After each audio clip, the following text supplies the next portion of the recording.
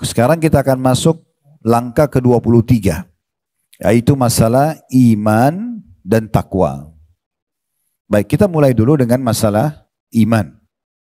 Apa itu iman? Definisinya. Iman adalah sesuatu yang diyakini dalam hati seseorang kalau ada pencipta Allah. Kita yakin ini sekarang, alhamdulillah, dari bangunan ini kita bisa lihat alam semesta ini. Ini semua tidak begitu saja ada.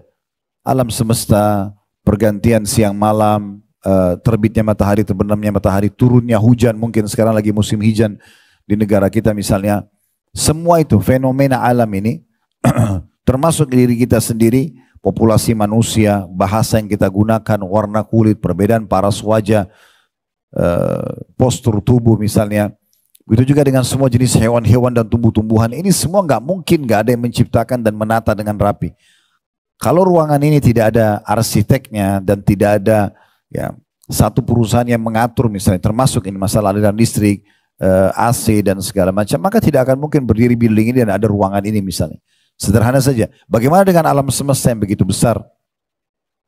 Maka kita yakini dengan hati memang ini ada yang mengaturnya.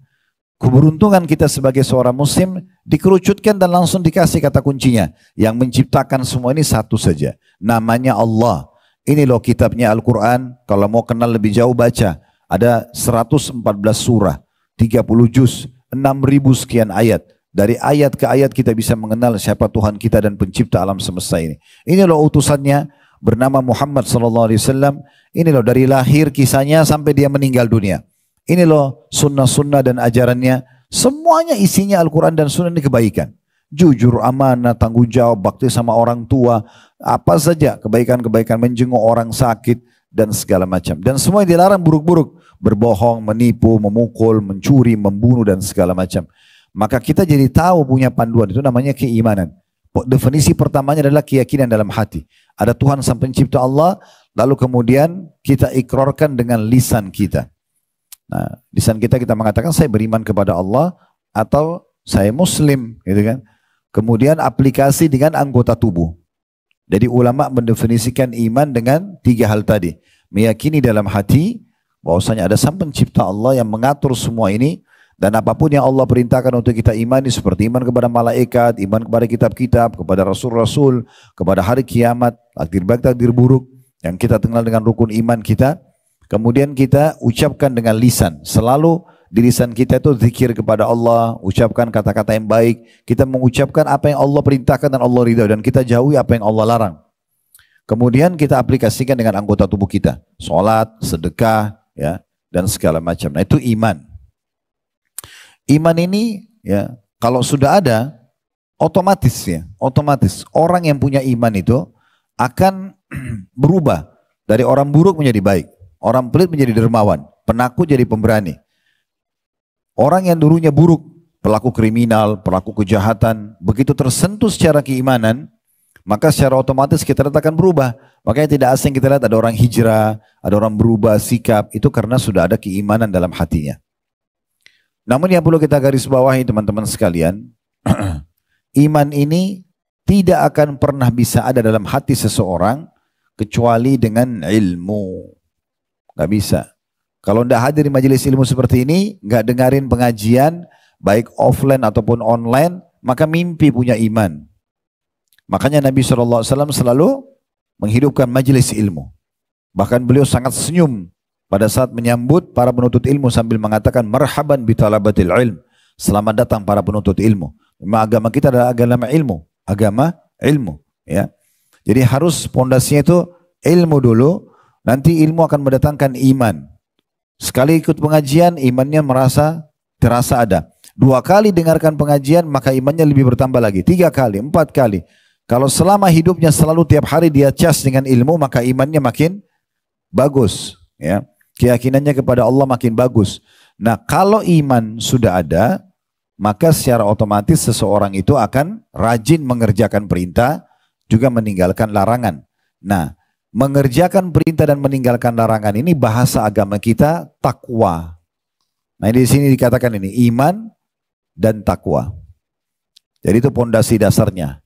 Selalu ingat ilmu dulu pondasi dasar, ilmu akan mendatangkan iman. Nanti iman ini akan mendatangkan takwa. Akan kita lebih jelas panjang lebar nanti bahas masalah takwa itu sendiri. Ya, takwa itu sendiri. Baik, tadi sudah kita sebutkan tentang definisi ilmu. Sekarang karena judul kita iman dan takwa, kita akan sebutkan seperti misalnya Ar-Raghib Al-Asfahani namanya. Seorang ulama besar dulu, rahimahullah. Beliau mengatakan takwa adalah, saya langsung terjemahkan saja, menjaga jiwa dari perbuatan yang membuatnya berdosa. Menjaga jiwa atau diri ini, ya, jasad dan ruh kita ini dari perbuatan dosa. Dan itu dengan meninggalkan apa yang dilarang. Dan menjadi sempurna dengan menikmati yang halal. Itu menurut Ar-Raghib Al-Asfahani. Jadi menjaga diri, jiwa kita agar jangan sampai terjerumus dalam dosa. Ya. Imam Nawawi rahimahullah, beliau mengatakan takwa itu adalah mentaati perintah dan larangan Allah. Apapun perintahnya, wajib atau sunnah, semua dikerjakan, dan semua larangannya makruh ataupun haram dijauhi. Itu kata Imam Nawawi rahimahullah. Kemudian Imam Al-Jurjani rahimahullah juga berkata, takwa adalah menjaga diri dari siksa Allah dengan cara mentaatinya, yakni menjaga diri dari pekerjaan atau perbuatan yang menyebabkan siksa itu datang, baik dengan perbuatan, baik dengan melakukan perbuatan atau meninggalkannya. Jadi definisi-definisi ini sebenarnya lebih cenderung membawa kita kepada pemahaman kalau takwa itu adalah patuh kepada Allah subhanahu wa ta'ala. Takwa ini teman-teman sekalian dan keimanan itu memang tidak bisa dipisahkan satu sama yang lain. Jadi makin bagus keimanan seseorang, maka makin bagus ketakwaannya. Ya. Dan makin lemah iman seseorang, makin lemah juga ketakwaannya. Dan caranya agar iman dan takwa kita bertambah, ya, kita harus mengerjakan ketaatan dan meninggalkan larangan. Makin giat kita dalam mengerjakan perintah, maka makin bagus keimanan kita dan ketakwaan kita. Dan makin kita melakukan perbuatan dosa, maka makin lemah keimanan dan ketakwaan kita. Saya akan coba bacakan dulu apa yang diangkat oleh penulis di sini. Penulis mengangkat firman Allah subhanahu wa ta'ala dalam surah Al-Imran, surah nomor 3 ayat 133 sampai 136. Bunyinya, وَسَارِعُوا إِلَى مَغْفِرَةٍ مِّن رَبِّكُمْ وَجَنَّةٍ عَرْضُهَا السَّمَاوَاتُ وَالْأَرْضُ عِدَّةٌ لِّلْمُتَّقِينَ الَّذِينَ يُنْفِقُونَ فِي السَّرَّاءِ وَالضَّرَّاءِ وَالْقَاظِمِينَ الْغَيْظَ وَالْعَافِينَ عَنِ النَّاسِ وَاللَّهُ يُحِبُّ الْمُحْسِنِينَ وَالَّذِينَ إِذَا فَعَلُوا فَاحِشَةً أَوْ ظَلَمُوا أَنفُسَهُمْ ذَكَرُوا اللَّهَ فَاسْتَغْفَرُوا لِذُنُوبِهِمْ وَمَنْ يَغْفِرُ الذُّنُوبَ إِلَّا اللَّهُ وَلَمْ يُصِرُّوا عَلَى مَا فَعَلُوا وَهُمْ يَعْلَمُونَ أُولَئِكَ جَزَاؤُهُمْ مَغْفِرَةٌ مِّن رَّبِّهِمْ وَجَنَّاتٌ تَجْرِي مِن تَحْتِهَا الْأَنْهَارُ خَالِدِينَ فِيهَا وَنِعْمَ أَجْرُ الْعَامِلِينَ. Terjemahannya, dan bersegeralah kamu kepada ampunan dari Rabb-mu, panggilan dari Allah untuk kita semua agar jangan berlama-lama dalam kesalahan dan kelalaian. Segera tinggalkan, segera kepada ampunan Tuhanmu. Cukupkah sampai situ? Cukupkah dengan istighfar saja dan meninggalkan dosa? Tidak. Lalu Allah bilang, dan kepada surga yang luasnya seluas langit dan bumi. Maksudnya, segera setelah bertobat dan istighfar, sibukkan diri dari amal soleh ke amal soleh yang nanti menyebabkan kamu bisa masuk ke dalam surga. Allah mengatakan, dan pengampunan juga surga itu dijanjikan untuk orang-orang yang bertakwa. Nah, karena bahasan kita masalah iman dan takwa, dan saya bilang tadi tidak bisa dipisahkan satu sama yang lain, maka berarti penulis ingin menyampaikan pesan kepada kita, perdengarkan baik-baik wahai muslimin, kalau Allah sudah berfirman dari 1400 tahun yang lalu dan akan terus ditilawakan oleh orang beriman sampai menjelang hari kiamat, Ya, kalau Allah menjanjikan surga itu hanya untuk orang-orang yang bertakwa saja. Ya, orang yang patuh saja kepadanya. Sebagaimana sudah kita sebutkan tadi definisinya. Setelah itu Allah subhanahu wa ta'ala menyebutkan tentang ciri daripada orang-orang yang bertakwa. Disebutkanlah ciri yang pertama, alladzina yunfikuna fis sarra'i wad dharra. Orang-orang yang sibuk selalu bersedekah di waktu lapang maupun waktu sempit. Artinya selalu dalam hidupnya yang ada adalah bagaimana dia selalu bersedekah. Dan ini sedekah kata para ulama tidak bisa dilakukan apalagi dalam jumlah yang besar, apalagi dalam memberikan sesuatu yang dicintai kepada orang lain walaupun kita butuh, tapi karena orang lain lebih butuh kita berikan, itu tidak bisa dilakukan kecuali karena tingkat keimanan dan ketakwaan orang sudah sampai pada level tertinggi. Makanya para ulama mengatakan sifat dermawan itu puncaknya adalah seseorang tidak pernah menolak siapapun yang minta sesuatu. Dan itu dicontohkan oleh baginda Nabi alaihi salatu wassalam. Beliau tidak pernah menolak siapapun yang datang meminta. Jadi kalau ada orang dalam dirinya masih ragu, bantu enggak ya, kasih enggak ya, gitu kan? Berarti masih level ketakwaan dan keimanannya masih terganggu. Belum sampai pada level takwa dan iman yang baik. Sifat yang baik adalah setiap orang minta dikasih. Bahkan kadang-kadang mereka suka memberikan walaupun orang tidak minta. Apalagi kalau orang sudah minta. Syaitan suka sekali negosiasi sama kita. Supaya kitanya tidak bersedekah. Tidak berbagi pada orang. Di sini Allah subhanahu wa ta'ala menyebutkan ciri orang yang bertakwa yang pertama adalah mereka suka sekali bersedekah di waktu lapang dan sempit. Kalau waktu lapang orang semua tahu, oh iya gampang nih, kan lagi banyak duit, lagi banyak makanan, lagi banyak pakaian, bagi aja sama orang lain. Ya. Tetapi Allah sebutkan tidak sampai di situ. Masuk dalamnya adalah di waktu sempit. Justru berarti tidak ada waktu bagi orang yang bertakwa ya, yang dimana mereka tidak bersedekah.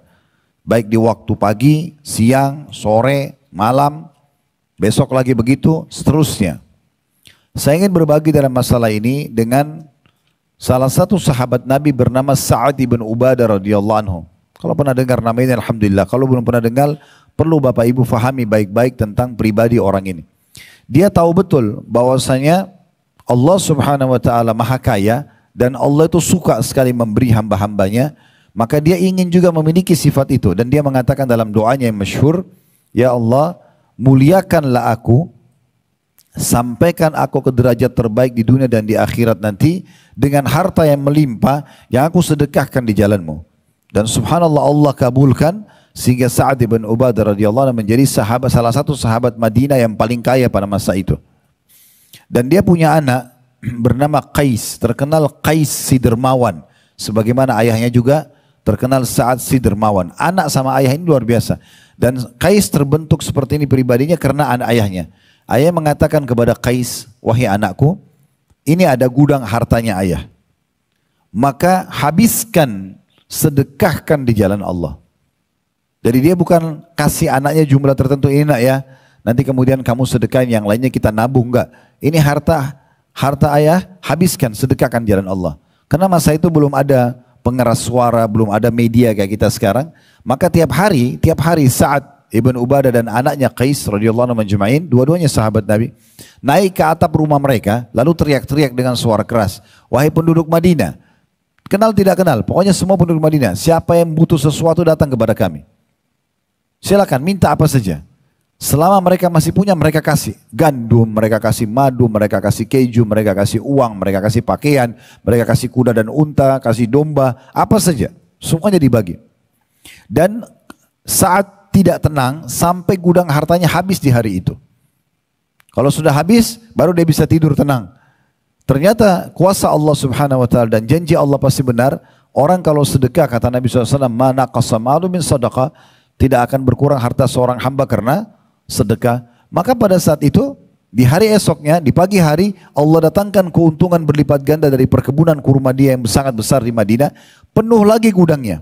Dia bilang lagi sama anaknya, ya selepas waktu duhur kita iklanin lagi, diiklanin lagi, besok malam sampai malam dibagi-bagi habis, besok begitu lagi, dan tidak pernah habis harta tersebut. Sampai waktu saat meninggal dunia, beliau meninggalkan uang, kalau kita hitung sekarang hartanya, itu mungkin bisa triliunan rupiah. Banyak sekali. Dan subhanallah, harta yang ditinggalkan sebagai warisan bukan hasil tabungan semasa hidupnya, tapi harta yang datang dari keberkahan sedekah ya beberapa hari sebelum dia meninggal dunia. Jadi hampir semua sahabat yang saya telusuri kisahnya, Abdurrahman bin Auf, Sa'ad bin Ubadah, Abu Bakar As-Siddiq, ya Talha bin Ubaidillah, dan banyak sahabat-sahabat Nabi ridwanullah alaihim yang kaya raya, gudang harta mereka pada saat mereka meninggal itu ditemukan banyak sekali harta. Emas, perak, segala macam, perkebunan mereka berkembang, banyak hasil panennya, kurmahnya, kemudian peternakan mereka banyak sekali, ribuan bahkan ratusan ribu ekor unta, domba, itu semua didapatkan beberapa hari saja sebelum mereka meninggal dunia karena keberkahan sedekahnya. Jadi Allah Subhanahu wa taala menyebutkan ciri pertama orang bertakwa justru royal.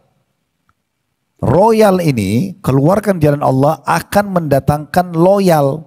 Royalitas akan mendatangkan loyalitas. Tidak bisa bertemu teman-teman sekalian, loyalitas antara suami istri, ya misalnya, tidak bisa ketemu juga antara loyalitas pemimpin sama bawahan, suami istri, orang tua sama anak, sahabat sama sahabat, kecuali royalitasnya ada. Kalau kita suka memberi, orang suka dengan kita. Nah, royal ini bahasa agama kita sedekah. Suka memberi. Saya temukan pribadi, semua jemaah-jemaah kami yang sudah bergabung di Uhud Tour, pernah travel, pernah umroh atau haji, yang Masya Allah, Allah bukain rezeki, memang saya depan mata kepala. Emang orang-orang ini luar biasa gitu. Luar biasa sedekahnya. Semua keluarganya diberiin hadiah. Pada saat di sana saya ajak program sosial, pada berlomba-lomba ikut, dan jumlahnya luar biasa gitu. Ya, kadang-kadang tidak masuk akal. Dalam satu program sedekah langsung ratusan juta sekian banyak. Mereka nggak ragu lagi hartanya habis. Dan semua orang yang sedekah itu adalah investasi. Itu adalah investasi. Bukan mengurangi harta. Kalau orang kapitalis berkata bersedekah atau mengeluarkan harta memberikan pada orang lain berarti mengurangi harta. Makanya mereka mengatakan menabung pangkal kaya. Kalau kita mengatakan sedekah pangkal kaya, ini tidak akan pernah ketemu sampai hari kiamat. Gak mungkin. Sedekah keluarin, sementara ya nabung berarti menyimpan, tidak akan memberi, gitu kan? Itu tidak akan ketemu. Islam mengajarkan pangkal kaya sedekah. Mulai hari ini coba, kalau mau tingkatkan ketakwaan dan keimanan kita, rutinitaskan sedekah itu dan coba sedekah selalu mengupgrade nilainya. Misalnya kita biasa 50 ribu, sekarang 100 ribu. Cari angka yang belum pernah dan ikuti dengan penuh keyakinan, tidak akan berkurang harta seorang hamba karena sedekah. Ini akan terbukti teman-teman sekalian bagaimana janji Allah Subhanahu wa taala. Allah akan lipat gandakan harta orang-orang yang bersedekah. Itu pasti. Kata Nabi SAW, tidak akan berkurang harta seorang hamba karena sedekah, dan yang terjadi pasti akan tambahan atau akan bertambah. Balizdat, kata Nabi SAW. Dalam surah Saba, surah nomor 34 ayat 39, potongan ayat Allah mengatakan, "Wa ma anfaqtum min syai'in fahuwa yukhlifu." Yang kalian infakkan di jalan Allah, pasti Allah akan ganti. Dan Allah punya satu sifat mulia yang Allah sebutkan dalam Al-Quran, "Innallaha yarzuqu man yasha'u bighairi hisab." Allah kalau sudah memberikan rezeki kepada orang dan balasan tanpa ada hitungan lagi. Gak pernah Allah itu kita kasih orang sepotong roti, kita dikasih sepotong roti juga enggak. Atau kita kasih orang sepiring nasi, atau kita kasih orang sepasang pakaian, atau sebuah kendaraan, atau sebidang tanah, lalu kemudian Allah balas nilai yang sama. Gak pernah. Pasti berlipat-lipat ganda dari apa yang sudah kita keluarkan. Coba resep ini teman-teman sekalian, karena resep ini masih sering orang tinggalkan dan masih orang meragu, benar nggak sih? Ya, saya dapat rezeki kalau saya bersedekah. Selama pikiran kita masih condong kepada kapitalis, kalau punya uang 10 juta, keluarin 1 juta berarti sisanya 9 juta. Selalu pikirannya begitu. Oh, berarti berkurang, maka tidak akan mungkin dia bersedekah. Tapi yang benar adalah kita berpikir 1 juta yang kita keluarkan dari 10 juta yang kita keluarkan dari 100 juta misalnya. Anggap kita punya 100 juta, kita keluarkan 10 juta sebagai sedekah. Ini jangan dianggap pengurangan harta, tapi investasi, dan kita sedang investasi kepada Sang Pencipta Allah Subhanahu wa taala. Pemilik alam semesta ini yang memerintahkan kita untuk bersedekah. Makanya pernah waktu turun firman Allah Subhanahu wa taala, "Man dzalladzi yuqridu Allah qardan hasana fayudha'ifahu lahu adha'afan katsira." Siapakah yang mau meminjamkan kepada Allah, investasi kepada Allah, maka Allah akan balas dengan kelipatan-kelipatan yang banyak. Seorang sahabat Nabi bernama Abu Dahdah radhiyallahu anhu datang kepada Nabi SAW lalu mengatakan, ya Rasulullah, Allah suruh kita investasi? Allah mau pinjam dari kita? Kata Nabi SAW, iya. Maka dia langsung mengatakan, kalau begitu ya Rasulullah, saksikanlah kebun kurma yang paling aku cintai, ada 600 pohon kurma, semua aku sedekahkan. Semua aku sedekahkan. Mereka bersedekah di luar akal normal manusia kalau memang yang belum memiliki iman dan ketakwaan. Karena orang kalau punya iman dan ketakwaan tidak akan berpikir yang dia keluarkan berkurang. Bahkan di saat kita memberikan makan sekarang orang, pastikan kalau kita pun butuh Allah lihat dan Allah akan balas. Dalam sebuah riwayat yang sahih, Aisyah radhiyallahu anha pernah lagi menjelang buka puasa, hanya hitungan beberapa saat sebelum azan. Beliau cuma memiliki roti kering sama minyak zaitun untuk buka puasa. Subhanallah, ada orang miskin ketuk pintu rumah Aisyah. Dan ini setelah Nabi SAW meninggal. Lalu ternyata waktu dibuka oleh pembantu Aisyah, seorang yang miskin minta makanan. Kata Aisyah kepada pembantunya, kasih roti kering itu dan minyak zaitun, kasih kepada dia. Lalu kemudian pembantu itu kasih kena patuh pada majikannya. Setelah orang miskin itu pergi, kata pembantunya Aisyah, ini riwayat sahih ya. Sehingga saya diriwayatkan oleh Imam Bukhari riwayat ini. Kemudian kata pembantunya, wahai Ummul Mukminin, wahai ibunya orang-orang beriman, ini julukan untuk para istri Nabi. Kita ini sebentar lagi mau buka puasa, nggak ada makanan. Kalau seandainya tadi Anda suruh saya bagi, buat dia sebagian, buat kita sebagian, mungkin ya aman, kita masih bisa buka puasa. Aisyah senyum, radhiyallahu anha sambil mengatakan dengan penuh keimanan dan ketakwaannya, dia mengatakan, wahai ya, disebutkan, wahai fulana, janganlah kamu khawatir dengan rezeki dari Allah. Allah akan balas nanti. Baru saja Aisyah ucapkan itu, ada yang ketuk pintu rumah beliau. Ternyata tetangga sebelah mengirim satu nampan makanan, isinya roti gandum dengan ada tharid, potongan-potongan daging yang berkuah. Dan itu jauh lebih banyak, satu nampan besar mungkin bisa makan 15 orang. Dikasih. Lalu yang ngantar itu mengatakan, sungguhnya majikanku menitip makanan ini buat Ummul Mukminin Aisyah. Pas dikasih taruh makanan tersebut azan maghrib. Lalu Aisyah makan dengan pembantunya. Dan sampai mereka kenyang, makanan masih banyak. Maka Aisyah senyum sambil mengatakan, bukankah sudah aku bilang, Allah akan membalas dengan yang lebih baik. Keluarkan lebih sedikit, Allah akan kasih lebih banyak. Memang sudah begitu. Dan ini kaidah dasar dalam agama kita. Ini tolok ukur pertama orang itu punya iman dan ketakwaan atau tidak. Rakin tidak dengan janji Allah. Masalahnya kita keluarin, saya dapat gak sih? Saya dikasih gak sih? Saya gini gak sih? Itu jadi ragu. Nah ini harus dihilangkan. Harus dihilangkan. Ini penting sekali untuk digarisbawahi. Jadi saya sudah kasih contoh-contoh dari para sahabat ridwanullahi alaihim. Jadi ini penting sekali. Dan seorang tabi'in ya, mengatakan, seingat saya Abu Hazim, beliau mengatakan sungguhnya dermawan itu adalah pohon di surga. Dan ranting-rantingnya ada di dunia ini. Siapa yang bergelantungan pada salah satu ranting-rantingnya maka akan membawanya ke surga. Dan pelit perhitungan terutama di jalan Allah, ya itu adalah pohon di neraka. Yang ranting-rantingnya ada di duga bumi ini. Siapa yang bergelantungan pada satu ranting-rantingnya maka akan dibawa ke neraka. Surga itu kata beliau tempatnya orang-orang dermawan. Suka berbagi, memberi. Dan juga tugas kita memberi. Dan innamal a'malu binniyat. Semua akan dibalas sesuai dengan niatnya. Kalau kita niat sedekah, Allah akan kasih kita balasan sedekah tersebut. Walaupun si penerima ini ternyata penipu. Dia akan dibalas sesuai dengan tipuan dia. Ini sering saya kasih contoh di pengajian dan pernah kita sebutkan di pengajian kita. Kalau di majelis ini tiba-tiba ada orang datang. Dia bawa proposal bangun masjid di Jawa Tengah misalnya 100 juta rupiah. Kita semua nyumbang. Sebulan kemudian kita tahu orang itu penipu. Dia nggak bangun masjid. Rugikah kita? Demi Allah tidak, Bapak Ibu sekalian. Innamal a'malu binniyat. Semua sesuai dengan niatnya. Kita niat bangun masjid sudah dapat pahalanya. Dia niat nipu, dia akan dihukum. Tidak ada yang rugi. Lalu apa yang membuat kita ragu? Ustaz, ini sering ditanyakan dalam bab sedekah. Ada orang menjengkelkan banget Ustaz. Karena selalu minta, ngerongrong terus. Bagus, kasih aja. Kan tidak usah cari orang lain. Sekarang saya tanya, memberi dia atau memberi orang lain bedanya apa?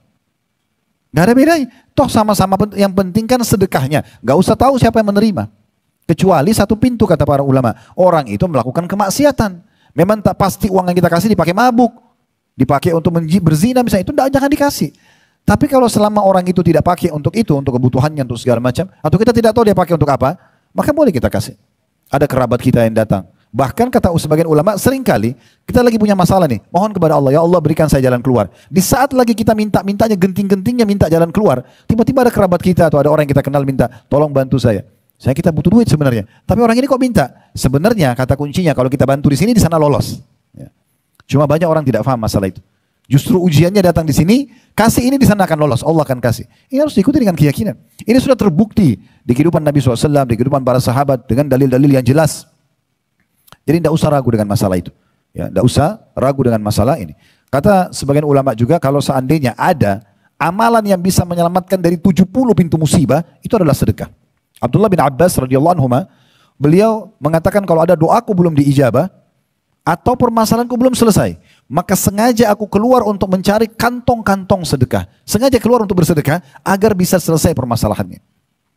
Dalam sebuah riwayat disebutkan oleh Al-Mundhiri rahimahullah dalam kitab At-Targhib wa Tarhib beliau dan disahihkan oleh Syekh Albani, ada orang sebelum kalian. Orang ini seorang rahib ahli ibadah. Dia menyembah Allah 60 tahun di tempat ibadahnya. 60 tahun tidak pernah berdosa. Di hari pertama tahun 61, datang seorang pelacur ke tempat ibadahnya lalu menggodahnya. Terjadilah perzinahan selama 6 hari. Terjadi perzinahan selama 6 hari. Kemudian orang ini dipermalukan oleh Allah Subhanahu wa taala supaya dia berhenti dari dosanya, diusir oleh masyarakat sekitar karena ketahuan dia sudah berzina 6 hari. Jadi 6 hari yang dia buat dosa ini menghapus semua kebaikan dia yang orang puji selama ini 60 tahun. Selesai, dia pergi ke kota lain karena dia merasa di sini sudah terhina. Tapi subhanallah ada satu kejadian kecil, ini bab sedekah. Diangkat oleh Imam Al-Mundhiri dalam kitab Keajaiban Sedekah. Jadi dia bilang, kata Nabi SAW, orang ini pun datang ke satu tempat di mana di sebelah kiri kanannya ada orang miskin. Dan waktu itu kebetulan dia belum makan selama 3 hari. Orang di sebelahnya kiri kanan juga belum makan selama 3 hari. Maka kata Nabi SAW, ada orang yang memberi orang yang tadi pelaku dosa ini, dan tentu dia sudah tobat dari dosanya di saat itu, sepotong roti. Dan 2 orang miskin di sebelahnya nggak dikasih roti itu.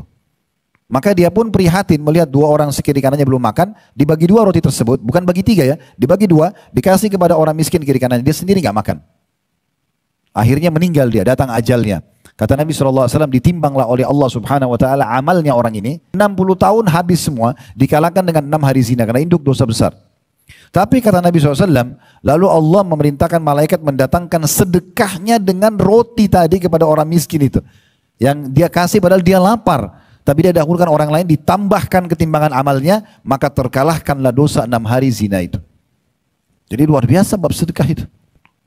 Tapi jangan riwayat-riwayat seperti ini Bapak Ibu dibisikin sama syaitan, oh Ustadz kan tadi bilang, zina nggak apa-apa 6 hari. Nanti sedekah roti bisa dimaafkan. Bukan begitu memahaminya, karena ada orang kadang-kadang begitu.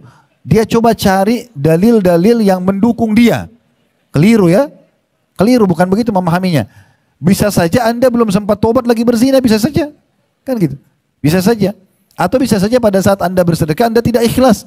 Orang ini karena dia taubat dari dosa zinanya 6 hari, ditambah lagi dia sedekah, maka Allah memberikan dia itu. Jadi yang kita ambil poinnya adalah bagaimana luar biasa efek daripada sedekah itu.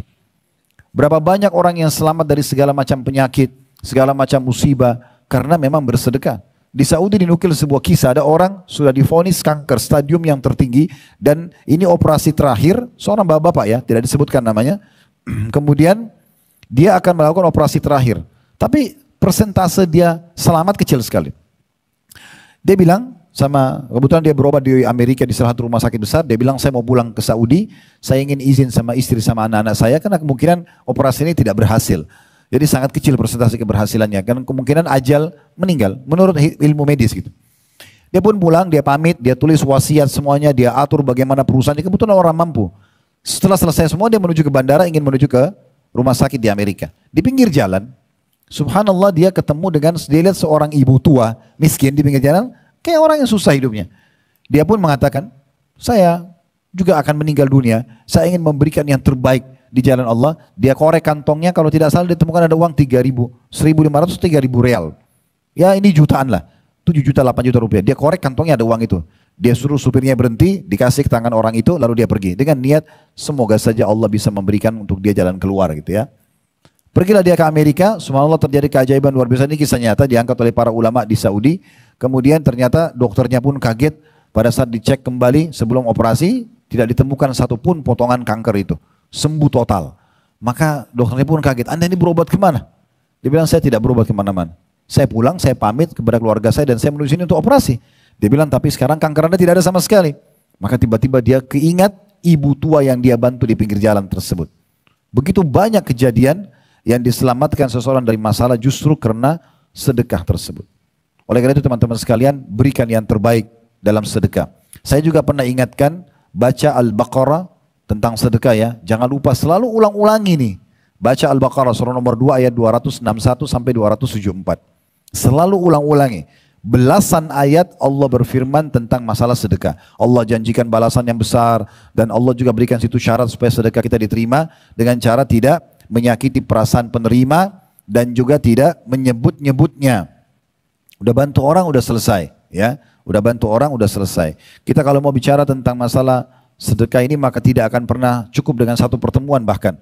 Ya, kami pernah bahas tablik akbar khusus judulnya keajaiban sedekah. Itu memang luar biasa keajaibannya, ya, cukup banyak dari berhubungan dengan masalah ini. Tapi saya sarankan jalankan resep ini agar Anda mencapai tingkat iman dan ketakwaan yang terbaik dengan memberikan yang terbaik tanpa perhitungan lagi. Udah berikan saja kepada orang-orang yang minta, maka insya Allah akan aman selama bukan digunakan maksiat. Kalau ada orang yang memang ternyata sudah menjadi kantong sumber buat kita untuk menitipkan sedekah kita bulanan karena kebutuhan dia, nggak ada masalah, itu bagus, ya, itu sangat bagus. Ya, jadi tidak usah lagi kita pikirkan untuk mencari dari orang-orang lain, ya, karena ini adalah sudah merupakan sumber-sumber kita, baik itu kerabat ataupun orang-orang lainnya. Jadi berarti kita sudah bisa mengalihkan atau mengeluarkan sedekah kita. Tentu sedekah ini banyak sekali level-levelnya atau banyak sekali bagian-bagiannya, bisa dengan makanan, dengan pakaian, dengan tunggangan, dengan apa namanya wakaf tanah, kendaraan, segala macam. Intinya apapun yang kita bisa berikan, berikan. Dan ingat, sedekah itu teman-teman sekalian yang membutuhkan adalah kita, bukan si penerima. Makanya Abdullah bin Mubarak rahimahullah, beliau kalau lihat ada orang-orang yang datang mau minta sedekah, beliau senyum lebar. Apa yang beliau katakan? Selamat datang kepada orang-orang yang akan membawa amal-amal kami ketimbangan amal kami tanpa diupah sedikit pun. Begitu mereka memahaminya. Sekarang kalau kita bantu orang 1 juta rupiah, kemudian dia pakai belanja uang itu, habislah. Misal dia pakai untuk kebutuhan anaknya, dia bayar utangnya segala macam. Tapi jangan lupa, kita yang memberi 1 juta tidak habis. Itu akan dibawa ketimbangan amal melalui orang ini dan akan berlipat ganda jumlahnya nanti. Baca Al-Baqarah tadi saya bilang, 261 itu Allah jelaskan itu. Perumpamaan orang yang bersedekah seperti satu benih. Dari satu benih itu keluar 7 bulir, satu bulir ada 100 biji di dalamnya. Allah melipat gandakan siapapun yang Allah inginkan. Nanti dibaca dari 261 sampai 274. Saya tidak baca ini karena cukup panjang, ada bahasan sendiri dan kita masih harus melanjutkan poin-poin kita. Intinya teman-teman, berikanlah yang terbaik, selalu tanamkan dalam diri kita, kita yang lebih butuh kepada sedekah tersebut daripada orang yang menerima sedekah itu, dan melalui orang-orang inilah amal itu akan dibawa ketimbangan amal kita pada hari kiamat. Selalu berikan yang terbaik. Ingat, tadi di Al-Baqarah 261 sampai 274 salah satu ayat di situ Allah juga mengatakan wala tayammamul khabitha tunfikuna walastum biakhid illa an tu'minu bi. Dan pada saat sedekah jangan pernah kalian memilah-milah yang busuk-busuk, yang buruk-buruk lalu kalian sedekahkan di jalan Allah, sementara kalau kalian sendiri diberikan yang kalian sedekah itu kalian akan memincingkan mata kalian. Jadi berikan yang terbaik. Yang terbaik adalah kalau kita beli baju nilainya misalnya 200 ribu, beli baju yang sama sedekahkan. Kita makan satu restoran, makan 50 ribu, 70 ribu, 100 ribu, makanannya enak satu porsi misalnya. Anggap makanan Padang misalnya satu porsi. Kita beli porsi yang sama, berikan kepada tukang parkir, berikan kepada orang miskin. Itu sedekah yang terbaik. Karena kita mengeluarkan senilai dengan apa yang kita nikmat, itu sangat baik. Kalau orang mampu, alhamdulillah. Kalau orang tidak mampu bisa dia sedekah lebih kurang daripada itu tentunya. Tapi intinya sedekah tidak akan pernah menyusahkan orang.